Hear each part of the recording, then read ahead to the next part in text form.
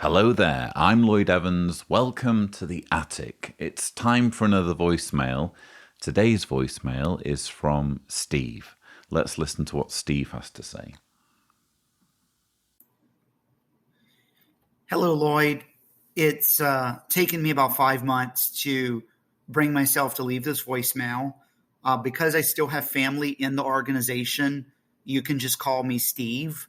Yes, you do have my permission to play it publicly. So I'll just cut to the chase. My best friend died by suicide in February of this year because his father basically wouldn't let him live his life. He had been fading for about 5 or 6 years, and he was fully awake. So he wasn't conflicted about whether it was the truth or not. I got the phone call at about 2 a.m. that he died and rushed over to his condo, got there just in time to see the police taking away the body bag. And everybody was just in complete shock. He was like my brother, and I had known him for about 15 years. And several years back, he was the one that helped me wake up. He introduced me to your YouTube channel when it was called John Cedars. And it's funny because we used to joke together that let's see what Brother Cedars has to say. So, good times. In fact, when you took a trip to Austin, Texas, I think it was about 2 or 3 years ago, we actually met you at a coffee shop. So just for your own reference, I was the one that we joked was your accounting servant helping you to sell your book. So anyway, we had a good time meeting you. In fact, I think my friend was a fourth generation witness because they came into the organization in the 1930s when it was Bible students. So, being a fourth generation witness, he had a lot of pressure to carry that theocratic torch. The night before he died by suicide, he had a long conversation with his father about the witnesses, and I think it was very upsetting for him.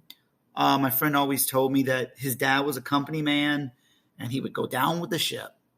So apparently that night, right before he died, he called the suicide prevention hotline and then called his girlfriend, and he kept saying that he lost it. He just kept saying he lost it. He couldn't do it anymore.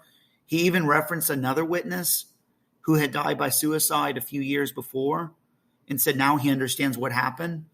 All in that call. So I don't know. I still have a lot of questions about it. And apparently the call dropped, and that was the last that his girlfriend heard from him. Anyway, this is where things get a little crazy. After he died, his father went to his place and, they found your book, The Reluctant Apostate. They found the Raymond Franz book. And apparently the father was telling witnesses that his son was deep in apostasy. And at the same time, he was planning a traditional Jehovah's Witness funeral over Zoom for his son. So at the funeral, they only used old pictures of my friend without a beard because his father was ashamed that he had a beard. My friend would always make comments like, my parents want me in kindergarten again. And the sad thing is that my friend really believed that his father would prefer him to be dead so that he would have that resurrection hope instead of being destroyed by Jehovah at Armageddon. So, yeah. Anyway, I also want to tell you that, we go through a lot of things in life, Lloyd, and I love you, man. Life goes by fast. I appreciate your understanding of mental health, and I do see how dangerous this religion can be for a person in a fragile state of mind or, that has a mental health disorder. I am doing well in my missions to try to celebrate my friend's life and, maybe help save other people's lives. And if somebody's listening to this message and they're having suicidal thoughts, get professional help ASAP. Call somebody you trust, you love. Trust me, that person would rather get that phone call from you than the phone call that, he died. So, reach out for help if you need it. Anyway, Lloyd, thank you for listening, and you have my permission to play this voicemail. Take care. Bye. Thank you, Steve. I'm heartbroken by your message. That's got to be one of the saddest, if not the saddest, voicemails I've ever listened to. I did actually reach out to Steve following this voicemail because I thought it would be an appropriate opportunity to remember his friend His friend's name was Daniel, and Steve has very kindly shared these pictures of Daniel, which you're hopefully seeing now. I don't know what to say. I mean, the fact that I actually got to meet Daniel when I came to Austin, I think back in 2019, and shake his hand, and now he's gone.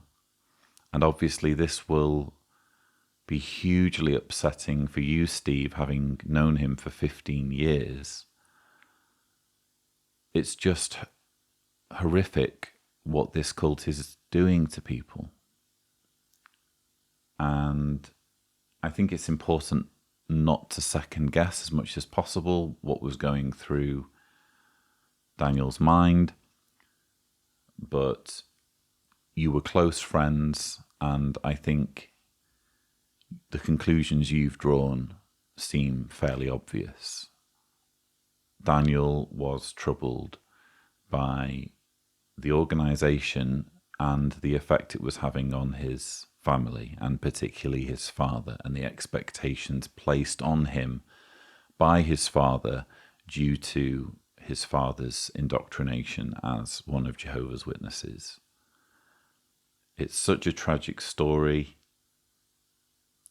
I'm really glad that you called in with it, because it really highlights the importance of attending to our mental health. I know I bang on about it in these voicemails, but this is why I have to. This is why I have to put those disclaimers whenever people reach out to me and they're really struggling with fear and loss and paranoia. This can be the end product if we don't attend to our mental health and treat it with the seriousness it deserves. So I definitely echo your sentiments that if anyone is struggling with their mental health, or perhaps they're upset by this particular video and the tragic story that we're discussing, definitely do reach out, as you said, to a professional, and if nothing else, to a friend. So what can I say? Another life has been claimed by this organization. We talk about the shunning quite rightly in terms of how wrong it is to separate families. We talk about blood transfusions. We talk about higher education. We talk about domestic violence, the cover-up of abuse. But this is one of those areas that often gets missed. And the reason is because how can we possibly keep a track of all the lives taken by the organization simply due to the cruelty? This is actually one of the things I was really grateful that Leah Remini's Aftermath special touched on, because I wasn't expecting, when I participated in that special, I wasn't expecting them to feature the suicide issue so heavily, but they did. And I've got to tell you, it was very emotional in that studio as the stories were coming out of friends and relatives who just couldn't do it anymore. They just couldn't manage with the culture and with the behavior of Jehovah's Witnesses. So it's a very, very difficult subject to talk about, but sometimes the most difficult subjects need to be talked about. And I'm very, very glad that you've allowed the ex-Jehovah's Witness community to come together over your friend Daniel and grieve his passing. This video will not be monetized. Let's treat it as a memorial to your friend Daniel. If you want, I can share an email address in the description. If you reach out to me and give me an email address so that people can contact you for more information, I will gladly do that. I obviously understand if you would rather not do that.